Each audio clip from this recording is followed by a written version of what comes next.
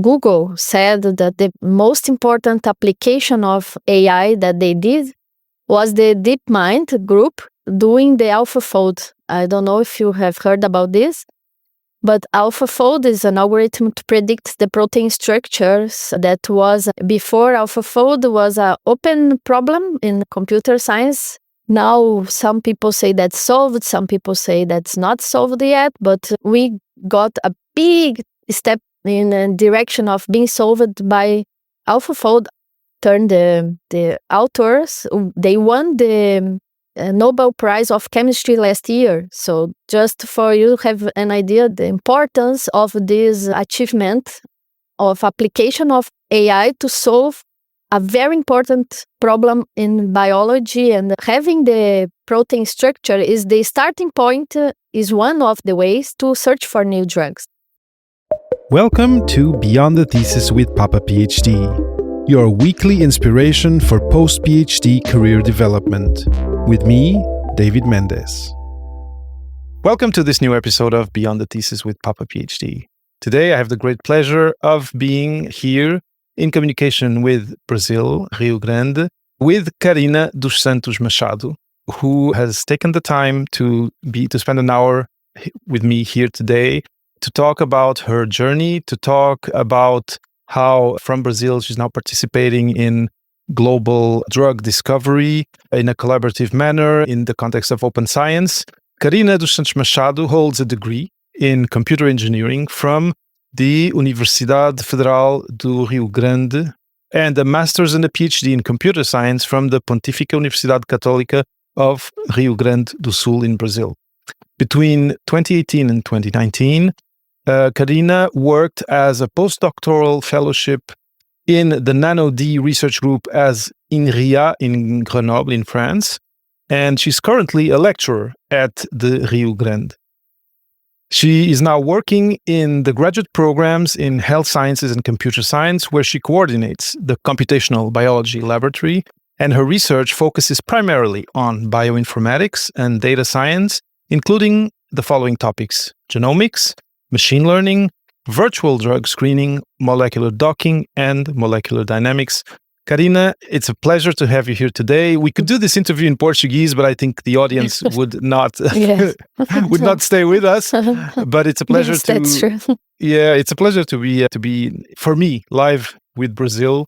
I've only been once, but I'd love to go explore that country and know the Brazilian people better. But yeah, it's a pleasure and it's an honor to have you here today. I'm really, really thankful that you could take the time to be with me here today. Thank you, David. And it's a pleasure to be here, talk about the science we have been doing in Brazil. Maybe people don't know us and what we can do here. Yeah, so actually we met, Karina and I, and more people, but we met here in Montreal. There was an event organized by Conscience. So in one of the French language episodes of the show, I interviewed someone from Conscience, Lauriane Gors. And Karina is going to talk a little bit more about what Conscience is. But what was really cool was that this was a weekend just about drug discovery. It really got a very positive feeling in that meeting because of such collaborative energy that I felt. Like people from all around the world, Canada, Europe, United States, South America, Northern Hemisphere, Southern Hemisphere. And the reason I actually reached out to you had to do with this surprise to me of getting to know, which I didn't, that there's this universe of scientific research that's being done, and for drug discovery, that's being done outside of the private sector. And that really stayed with me after that meeting, and it really was a revelation to me. And so that also you come from Brazil, and like you said, the research ecosystem is different. Things are different in Brazil. Things are different in the Southern Hemisphere compared to, let's say, US, Canada, Europe. I reached out to you, and I'm glad that you agreed to talk with me about all these things. How is it to be a researcher in the Southern Hemisphere, in Brazil?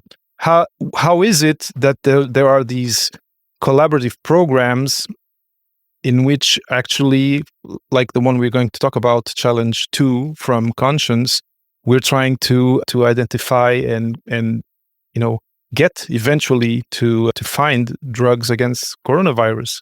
what I'm going to do is I'm going to let you first maybe talk about your journey a little bit, how you went from like computer engineering to now being in the life sciences.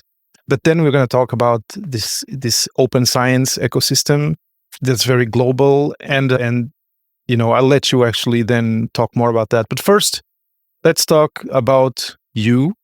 Okay. Let's talk about your journey and how it evolved to where you are today. Okay, so I started doing my undergraduate in computer engineering. Before, I did my high school as a technical in computer sciences. So I started early, before the undergraduate.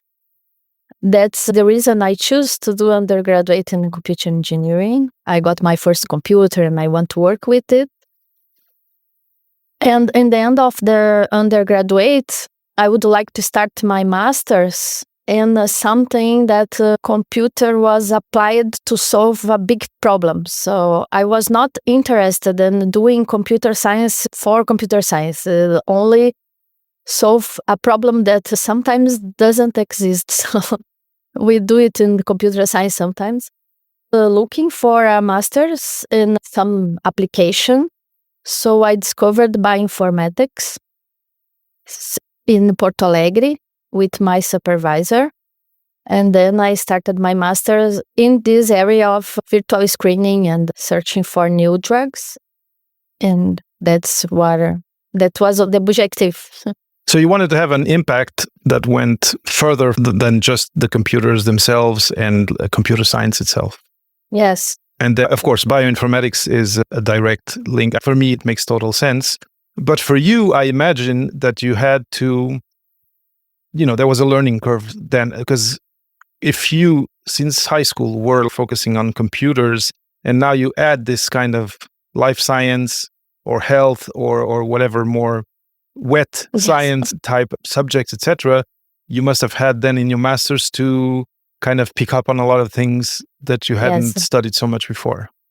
I studied a lot of biology, chemistry, and especially these molecules, something in this very small world of atoms was a big challenge. My group during my master's was interdisciplinary, so I had biologists and people who could help me, so it helped me a lot.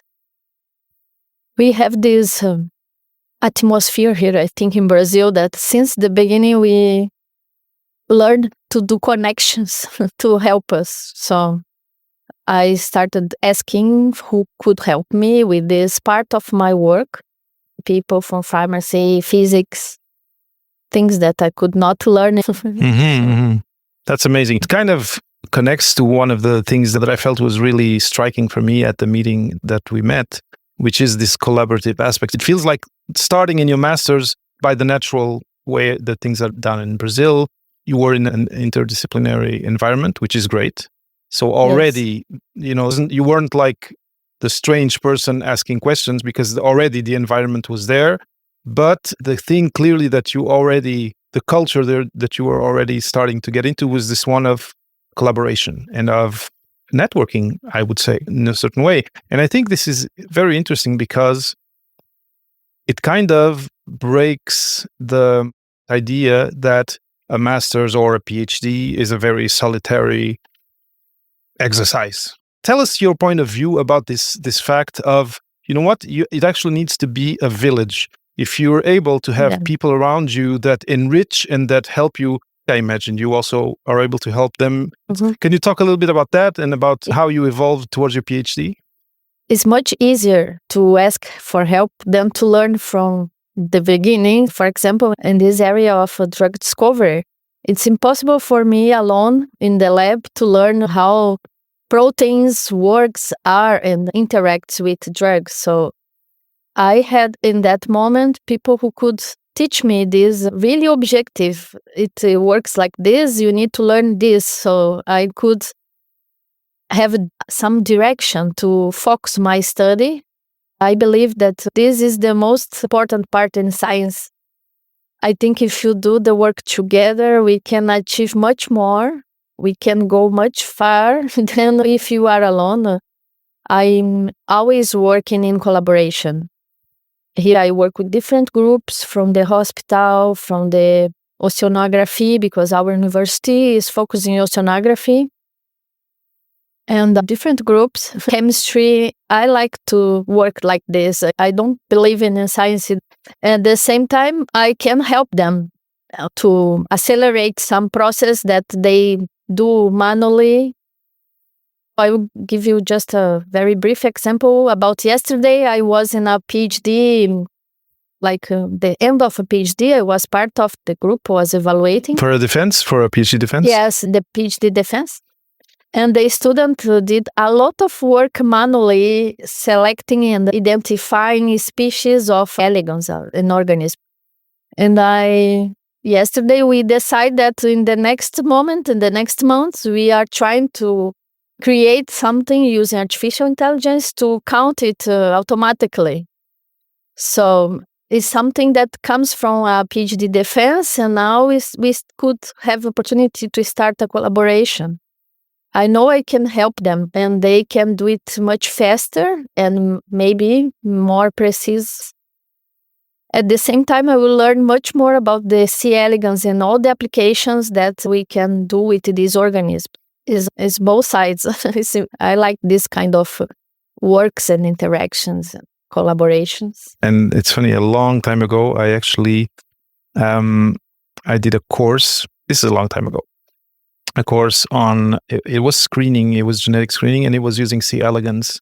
So I'm sure you're gonna find very interesting things to do with them. That's a really great example. And now, just before we go maybe into what was the transition to your PhD itself, you were mentioning that, like, you said something like, here in Brazil, this is how we work. We try to collaborate as much as possible. And it felt to me that when you were saying that, you were saying it's a necessity in a certain way. Can you talk a little bit about that? Because when we had talked before, you had mentioned that there are challenges to being a scientist in South America, for example, in Brazil in particular. Can you talk a little bit about that, and then how collaboration really allows you to do more, allows you to maybe be more productive, and allows you to be a better scientist because you end up getting better work out there? Okay, we have big challenges here in Brazil to do science because we have very limited investments in science. So I started in 2010 at the university. And only 2 years ago, I bought my first cluster computer. I stayed 13 years without a cluster computer, just common desktops. So if I need to perform something more computationally extensive, I need to ask for my colleagues from other universities for time on their computers.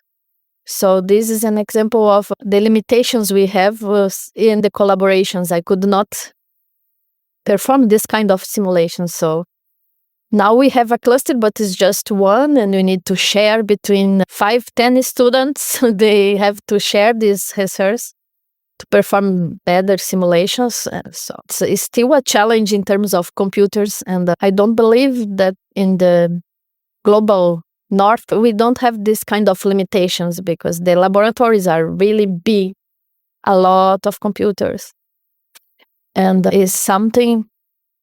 We have problems that started, for example, today I decided to do the interview from my home because at the university sometimes don't have internet.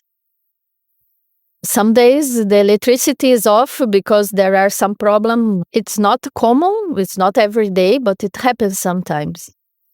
Just to give examples that challenge you face every day here to do science in Brazil, I think it's something in the global south, not in the north. Things that we take for granted here in the north, but that are not granted in the global south. I wish that with time things change, but of course it has to do with so many things. Because I'm sure that if you talked even with an American or a Canadian scientist, they could probably complain about how funding is shrinking, but they still have it so much better than the conditions that you might have there. For example, the trip we did to Canada, Conscience helped me a part, but usually we don't have this kind of funding here.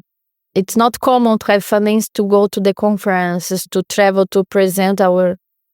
We have sometimes, but it's like once 2 years, really limited. Imagine this in the laboratories, that you need supplements to perform the experiments. It's a big challenge too. So we faced this. We learn how to deal. We start doing collaborations to reduce the number of experiments, to think in alternatives, to not perform so much experiments, to be more objective. That's the things I believe that we learned from the beginning. We started in a scientific career in Brazil. That's not worry in other countries. You can think, we can test that, verify if it is working. That's fine if it doesn't. We can do it. We need to do the tests with something we believe that is going to work, because you don't have a lot of supplements. You have to put Just an example. Put more thought into it before you actually use the resources. Yes. Yeah. Now, it's very interesting. And it also, I imagine that probably one effect that has is that it promotes inventivity. You probably also have situations where you need to fix things or get a result in a novel way because there's this obstacle that has to do. Yes. I was wondering, because I do want to talk about the cash challenge number 2. I do want to talk about how conscience is involved, and I'll let you talk about conscience. Mm-hmm. But I'd love to know whether because you moved for your PhD, so you were in Rio Grande for your degree, and then master's in PhD, you went to Rio Grande do Sul, Porto Alegre. Mm-hmm. University is Rio Grande do Sul. Yeah. And I wonder whether you, during the PhD, which is longer, there's, it's a different exercise than the master's, whether you still were able to maintain this very interdisciplinary type of journey, and also if you were able to do the PhD part in a collaborative type of environment. Okay, just to talk a little bit about how I come back here after my PhD. In about 2008 in Brazil, we had a big movement in education. The universities was like they doubled the size of the universities, the number of students, and they created much more universities in all of the country. So it was a really important and good moment for education in Brazil. So since the universities get bigger, they open a lot of new opportunities for new professors because here started as a professor in a public university, we need to do a lot of tests. It's 1 week of tests, different tests. You need to teach class, you need to do a test about the topic, and you need to present a project. So I started university before I ended my PhD. I was in the last year of my PhD, and I passed in this test and this concours. This contest or this... Yeah. I started university some months before I finished my PhD. So that's why I come back here. I thought that maybe I will not have this opportunity, that so many new possibilities to be a professor in university. I need to try, and I tried. So that's why I come back. And at the university, I had I studied here, so I know. And I had a colleague here that was from bioinformatics side. We started working together. And in 2 years, we created this laboratory. So in the beginning, we asked for one computer, and it was like the lab was one computer in a shared room. And now, since we had this movement of the bigger universities, better universities, they construct a building for our Center of Computational Sciences in the university. And in this new building, we had a space, a lab, and we started approving some fundings and buying computer by computer. It was like a step by step. So here in Brazil, when you enter in a public university as a teacher, you don't receive a lab that is ready for you to work. You don't receive even a computer for you. You need to use your notebook, your computer. So that's why we start here with nothing, and then we started trying funding and doing collaboration. So I had colleagues that already had labs. They could borrow me a computer for one student, and then we started step by step. I believe that most of the universities are like this, except universities, for example, in São Paulo, that they have a big funding agency that is from the state of São Paulo. Okay. So I believe that in São Paulo is not like here. An independent funding system. Yes, because the state is rich, so they could invest more in science and education. They have not only public federal universities, but from the state. Stately, okay. Yeah. Well, that makes sense. That's a little bit different. But we have other bigger universities in Brazil. For example, in Porto Alegre, we have a big public university that receives more funding than that. And I believe that in most of the universities, not in big centers, big cities, are like I mentioned here. We started from the nothing, and then we start constructing step by step. Piece. Wow. Okay. Yeah. Very good. Like exactly. And now, how many students do you have in your lab? Now I have a lot. I believe 5 or 6 masters, 3 PhDs, and some undergraduate students that part. But Adriano, that's my colleague, he has other students, so we share the lab. He has other 4 or 5 masters and 1 PhD. That's a bunch. So I guess your cluster computer works 24 hours on shared time. In the last weeks, we are participating of a new challenge that was Dream Challenge. It was like the Cash Challenge. And I said to the students, stop using the cluster. Now it's me that's going to be in the cluster challenge. Excellent. So thank you for sharing the reality of being in a smaller university in a kind of less central state in Brazil. It's a reality that not everyone who listens knows about. Now I have a curiosity question, which has to do with visiting students. I'm sure that if I go, let's say here in Montreal to McGill University, do you get visiting students from abroad? Now we have, for example, a student from Somalia. We have a program that is a collaboration between Brazil and Africa, and some students come from Africa to do their master here. They receive the scholarship, the airplane tickets, they receive everything to come here to do their masters. And then they come back to Africa with a master's. In our case, in computer science, master's program in the university receive African students. We also have program with other Latin America countries. For example, we already had students from Uruguay, from Paraguay, from Colombia. So the university has this kind of program to receive Latin American students and African students. Okay, very interesting. So it seems that it's kind of limited to the Southern Hemisphere or the Global South. It makes sense in a way. It's the African students. It's a really nice program. We really like to share with them. It's different. They have undergraduate that is different. And in the case of our student, he speaks English. So it's very good for our lab. Everybody needs to learn how to speak English. And for our master's classes, we need to teach in English because of him. And it was a challenge. At some time, it was really nice.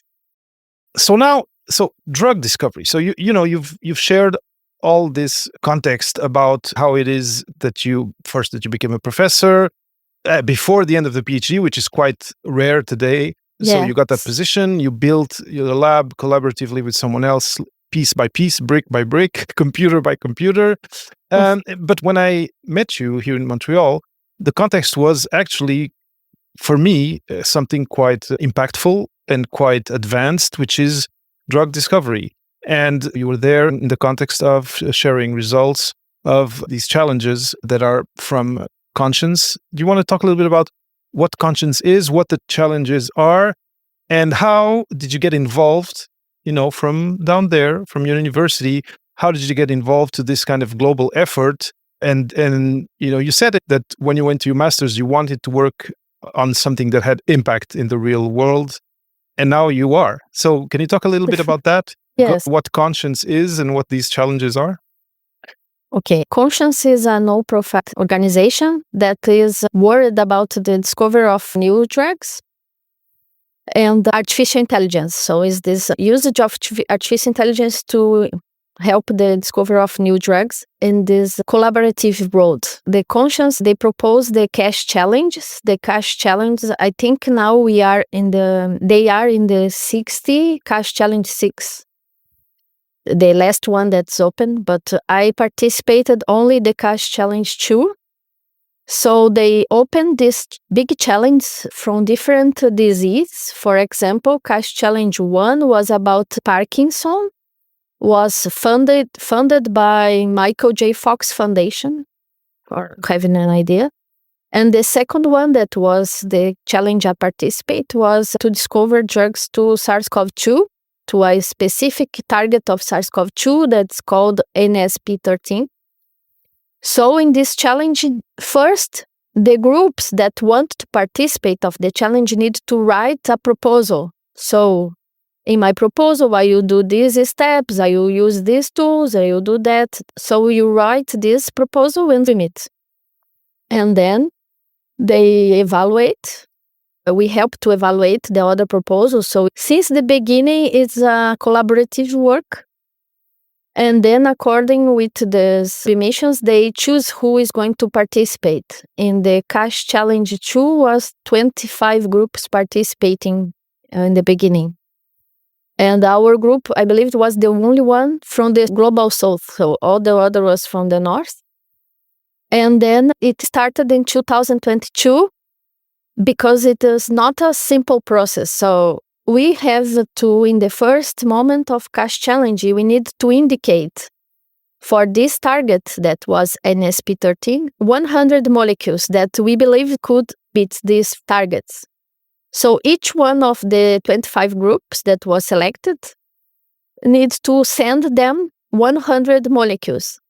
And what they do is that they experimentally test these molecules. That was, for us, the first opportunity we had to validate our computational studies, because before we do a lot of computational things, but never validated the experimental. Never, but in some cases we had, but not like this 100 molecules and it's a lot and it's really expensive. They do it together with SGC, that is a genomics consortium that is located in Toronto. And SGC do all the experimental evaluation of these molecules. So in this first step, we obtained the best results.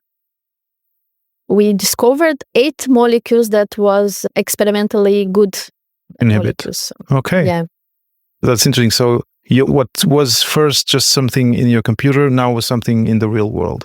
That was... Yes, because we just use the computers. We don't have a background to have an idea that the molecules is going to be good, but we use artificial intelligence, bioinformatics tools, everything open science, because since the here university we used only Linux and everything is open. We don't have money to buy software, so we only use free software, and when it's possible, free software with free code, if it's available. If you have the chance to choose, we always choose tools that we can see the code or can modify the code if you need them.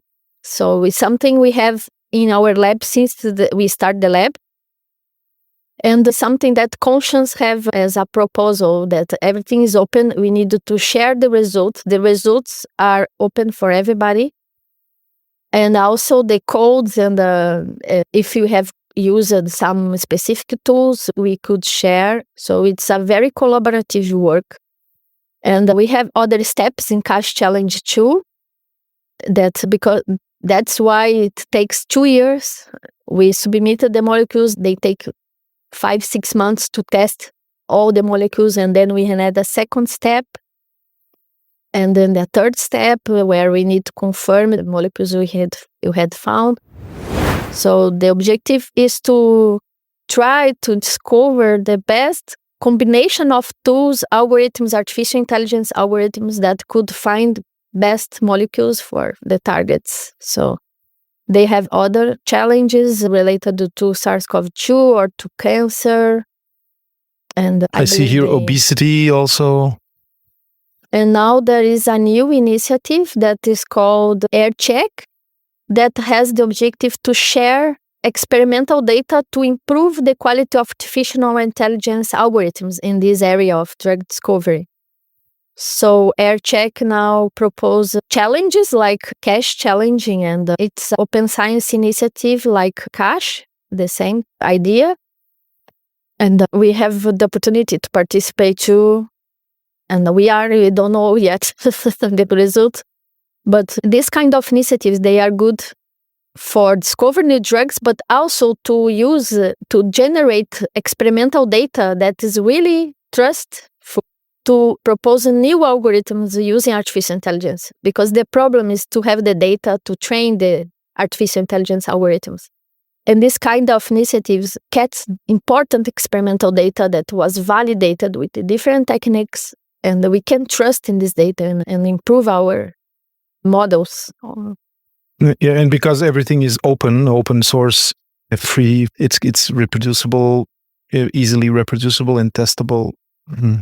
And Yes. honestly, it must have been a very happy day for you when you sent your proposal and it was accepted, because now it also, I imagine, gave you the chance to collaborate with people around the world. I see here on the Cache 2 page, people from University of Pittsburgh, USA, University of Missouri, Vanderbilt University, so a lot of US universities, but also Leipzig University in Germany and ChemSpace in Ukraine, in Kiev. So it must have been great for you to have a chance to widen your network and be able to collaborate with these people. We wrote a paper together. Everybody that participated of Cache Challenge 2 wrote a paper that was out last week. And it was a very nice experience because some of the authors are people I wrote the papers like ever. Many years I have been following these authors, these very important researchers. And now I had the opportunity to write a paper with them and to share a moment working together. So for us, the participation of Cache, the opportunity to have our computational algorithms validated and the experience to go to Montreal and participate of the conference and talk with them, everything was really important for us because we didn't imagine when we started participating was something that, well, okay, let's go. We can try, but I don't believe we are going to achieve a good result, but let's try. And then we got the best results. We were really surprised as the organizers.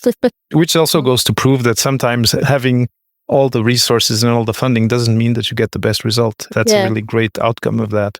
Now, because again, the audience of Beyond the Thesis is graduate students or people finishing their PhD and thinking about what comes after. One thing I haven't talked a lot about, actually I haven't talked about on the show, is the field of AI and what's the role of scientists in that field. Because AI is now such a kind of commercial, popular thing that it's almost seen as just a product, a commodity that you use. Your example clearly shows it. There's more to AI than that, and there's place for young people to go do research in AI. In your case, it's not just studying AI for the sake of AI, it's using AI as a tool to, for example, discover new drugs.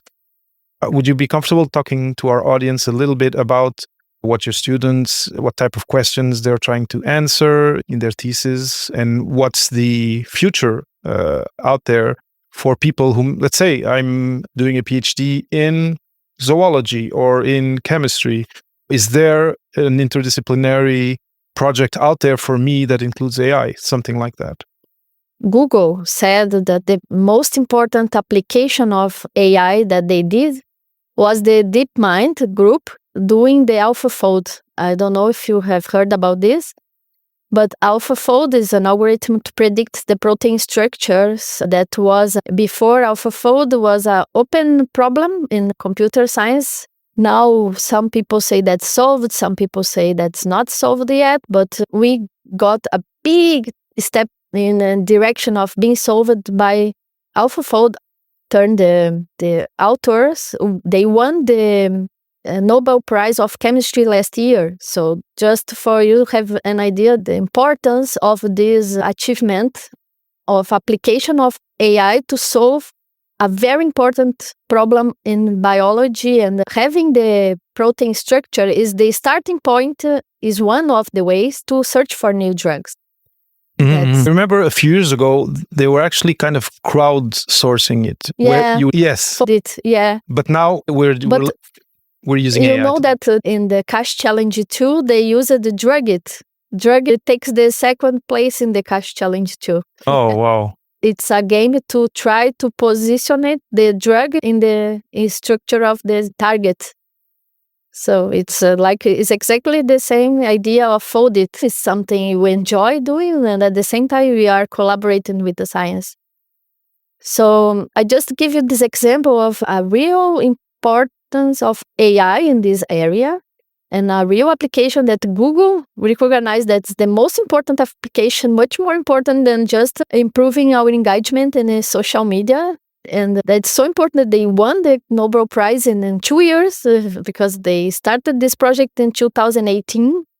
They participated the first time, and then in 4 years they won the Nobel Prize. So that's the importance of this application of AI in this area of drug discovery. And our lab, we are not have this big project like AlphaFold, but we are working in application of AI in different areas. We work especially in the search for new drugs for tuberculosis, because tuberculosis is common in our city, and it's common to people who are sick, get resistant to the common drugs. So it's a very long treatment, it's complicated, and so people stop the treatment and get resistant and they need to use new drugs. So we try to understand why they are resistant. We use genetics and bioinformatics tools, and we have this project. We have other projects in other diseases that we have collaborations with. We have projects more in computer science, trying to improve in the algorithms using artificial intelligence to generate the new models using data science and these kind of things. That's the things we have been working with. That's amazing. What I really find inspiring in what you're sharing is how, again, so let's talk about the tuberculosis one. It's very involved with your community. It's really it's the center of the project is the community. And often people think, graduate students, PhD students are just exploring theory and working on things that actually don't have direct application in the world. And here you are telling me that in your lab, there are projects that actually are trying to solve a very real problem in your community. And I think this is a very inspiring message coming from you in Brazil, a very important message of, if you are considering doing a master's, doing a PhD, don't discard the idea that your project may be actually centered on your community. Yes. For example, I work a lot on projects to do with hemophilia. It could be centered on a community that you're part of. Let's say that you have some rare disease and that you want to do a PhD. You need to look for the people who are the labs that are doing it. But you can have a PhD that's not fully theoretical. And more than that, you can have a PhD that actually be done within the community, collaborating with hospitals, with local health authorities, etc., to solve very real and short, medium-term problem. And I think that's very encouraging, and that could be very inspiring for people out there. The masters and the PhD students can make the difference in the real problems. Your project that you think is, I'm doing this, what's the purpose of this? This can make the difference. We can use what we are developing today in the future to solve a real problem or to discover something new or to understand something that we could not before. So all these, I believe that the students are the most important part of all this thing. Without the students, the undergraduate students, we don't have nothing. The lab doesn't exist. So the students are the heart or the brain or everything in the lab. So we need the students working together with motivation and trying to solve something and thinking. Yeah, trying to find a subject that actually really motivates you is going to. This is really important. Yeah, and I don't have graduate students, you do, but I imagine it also improves your probability of successfully going through the PhD because you have this very deep passion for the subject, right? You are going to work with the subject for 2 years or 4 years, or you need to like this subject. You need to think that it is important. So choose something that inspires you. Don't choose just I'm going to do the masters and any subject. Choose something that you are motivated every day to start, to read, to learn, to exchange, to make the difference. I feel so. I like the things I do. So that's why I think I work in the weekends. I do because I like to do, and it's the most important part of my work, I believe. But yeah, that's it. And now we're getting to the end of the interview. I'd really like some last words. Well, but before I ask for some last words for you, I'm going to just ask you, if people want to reach out to you, ask for some questions, talk about possible collaborations, etc., what's the best way to reach out to you? That's a problem. I don't have a good website at the moment, but they can get me to my email, LinkedIn, or email. I think is the best way. I'll place those links in the show notes so that people can reach out first, maybe on LinkedIn. Yes, thank you. And you'll tell me if you want me to share the email too. Maybe. But I think most of the people listening are on LinkedIn, so that's an easy one to do. So now, my last question, or the last thing I'd love you to share about is, so there's a lot of, and I think you had a very good experience in graduate school in terms of not being alone. But even today, there's a lot of solitude. There's a lot of people who are in the middle of their PhD and somehow they're isolated and they feel alone in their research. They don't have this instinct or haven't considered making it interdisciplinary or finding collaborations. And I'd love to ask you, given your experience with your graduate students, if there's one or two best practices, one or two habits, or one or two pieces of advice from you in terms of breaking this cycle of solitude that some people are in the PhD, and how that can actually improve them and get them to finish it in a timely manner, but also being happy about the whole experience. Yes, it's a difficult question. There is something that I say almost every day to my students, is to come to the lab. Because we are not in a pandemic anymore. You don't need to be at home. I think during the masters and PhD, sometimes you feel so lonely because PhD is something you do by yourself. You do the collaborations, but it's your thesis. So it's something that can makes you feel lonely. I say to my students, and I go to the lab and we do meetings together, not using the virtual, going to the lab. Yes, in person. And I believe that it's something I'm trying to change, because after the pandemic, it's really difficult. People prefer to stay at home. I understand. I don't ask them to come every day, but some days in a week. I think if you feel lonely, go to the lab, call your colleagues to have a coffee and discuss your thesis and your topic, or discuss about movies or other subjects. Go to the lab and make this. Sometimes it is important. Of course, sometimes the lab is small or people don't go anymore. So other thing you can do is search for people who works in the same subject, PhD students. searching the papers, the names, and wrote them emails. Sometimes in science, we need to not be ashamed to be in contact. We need to send them emails. I'm doing this. Could you help me to do that? We need to not be ashamed for what we don't know. It's impossible for us to know everything. So there's so much information available. I don't need to learn to know everything from the beginning. So ask for help. Send emails or go to the lab. Do connections. That's my advice. Try to ask people. Yeah. No, it totally makes sense. And now, about this asking for help, it's a challenge for a lot of people. Let me tell you. Have you gotten emails of people asking for your help? Some students, for example, is not my students, and they are PhDs in other university. Sometimes they wrote, I don't know how to do this, how to do that. Could you help me? Sometimes, yes. I think with artificial intelligence like ChatGPT, they are asking less for help because they are asking but I still have. And so my question was,